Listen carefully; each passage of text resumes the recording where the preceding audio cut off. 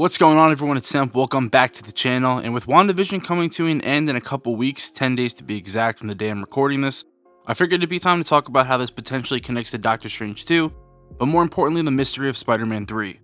So before we do start, if you're new to the channel, or if you just like Marvel, the MCU, comics, and everything in between, subscribe and do leave a like if you enjoy.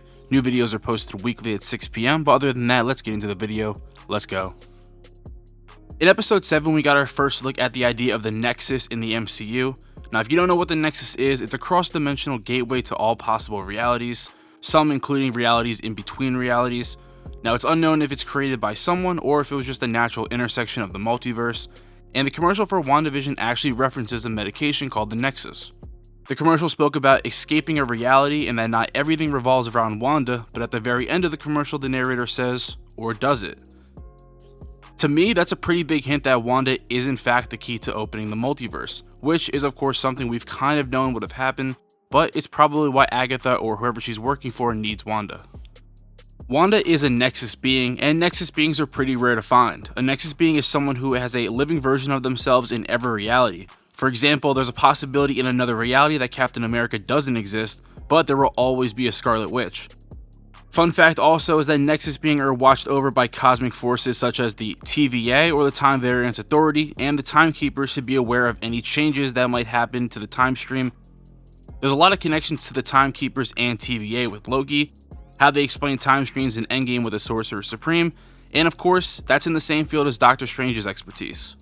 Now, why is this important? Because the MCU is referred to as Universe 616 a couple times, specifically by Dr. Selvig and in Endgame on Scott Lang's locker when he gets out of the quantum realm.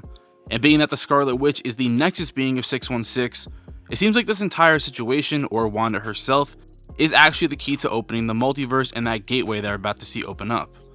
Each Nexus being has a unique power such as Hex power, Necromancy, Sorcery, and a few more. So a lot of people did say that the book we saw in Agatha's basement is actually the Darkhold, which I believe it is, and Chthon was the one who originally wrote the book, so we could see him as he is a devilish elder god, and we've seen a lot of Easter eggs that included the devil. There's a bunch of theories on how he could be introduced. I'm not going to really dive into it because I don't think it'll be him, but one was that Mark Hamill, who actually voice acted Chthon before, he could actually be the, in quotes, Luke Skywalker reveal of the show, but I digress. Let's get back to the more important stuff. This book could actually be the Necronomicon, which is a spell book part of the Darkhold, which in this theory makes even more sense, but I do think the book is the Darkhold. It seems that it's also the missing book that they refer to in Doctor Strange 2, which is how I believe Doctor Strange 2 really connects to the show. The Darkhold, like we've seen in Agents of S.H.I.E.L.D., albeit not the same, AOS is technically not in the MCU until Kevin Feige wants to acknowledge it, but obviously in the show Ghost Rider is tied to it, and we've heard rumors of Ghost Rider coming soon. Spoiler warning, if you don't want to hear this about Doctor Strange 2, click off right now. But Roger Wardell, which was an account, has a new version now on Twitter. He did tweet back in April of 2020 that the Darkhold will be a part of WandaVision, and in this tweet he mentions Ghost Rider is part of Multiverse of Madness. So the Darkhold is looking likely, and in Agents of S.H.I.E.L.D., Ada created the framework. It could be that the capabilities of the Darkhold created the Hex in the MCU. Now, to further my theory here about how the Hex is possibly the Nexus, or that the Nexus opens up in Agatha's basement, the Nexus could also exist under Agatha's house, which is why the Hex is in Westview anyway.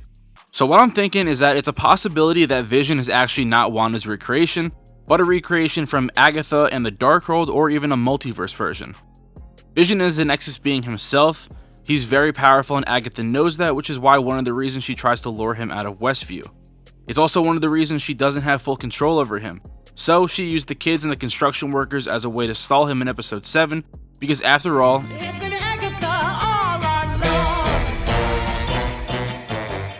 now the only reason Vision is back though is because of the possible deal Agatha made with Wanda, which she forgets until the flashback scenes with Agatha that we're about to see in episode 8.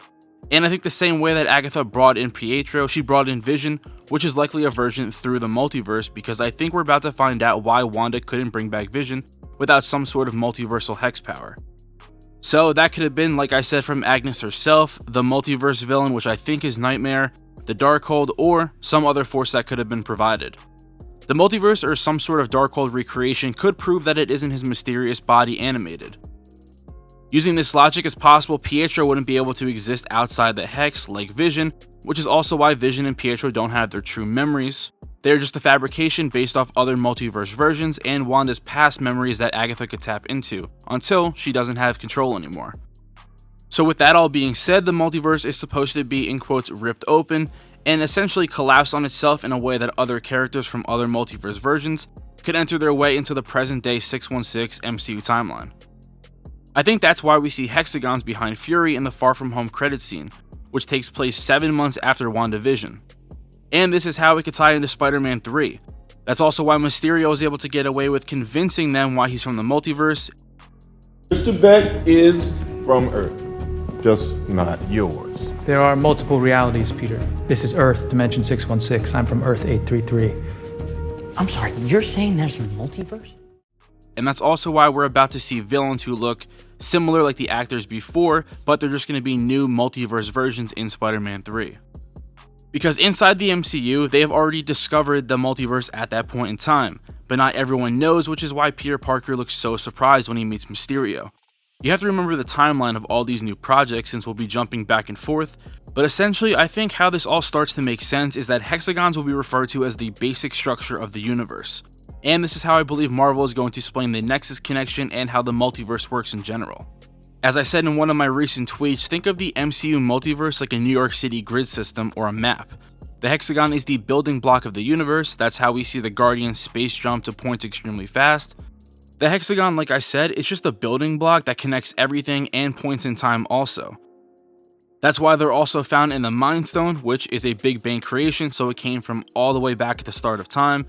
That's why, similar to Wanda's comic Hex abilities, this is an explanation for her reality powers MCU style. It's almost like she's pulling from space and time, and this Hex energy is the center of where it's about to implode. I'll add one more thing here in relation to Spider-Man 3. It's also possible that the Hex is still standing at the time Far From Home takes place, which would be interesting, but it would also explain why everyone is monitoring it, or it's just research of how to travel to different realities. Almost as if Earth is watching the multiverse now and there's people guarding it to make sure that there's no threat. But that's all I have for today. It's a bit of a confusing theory, but honestly I believe this is how they're going to use the idea of the hexagon to propel the future of the MCU, which is about to turn into the Marvel Cinematic Multiverse. Of course, if you do have any comments or questions, write them down below. I'm always down to see your theories also. For all announcements and to keep up to date with my content, follow me at AnotherMarvelG on Twitter. All links to my socials are below, including where you can find the podcast. And if you liked the video, give it a thumbs up. Make sure to subscribe with the notification bells turned on. And other than that, I just want to say thank you. I'm Another Marvel Guy, and I'll catch y'all on a blip.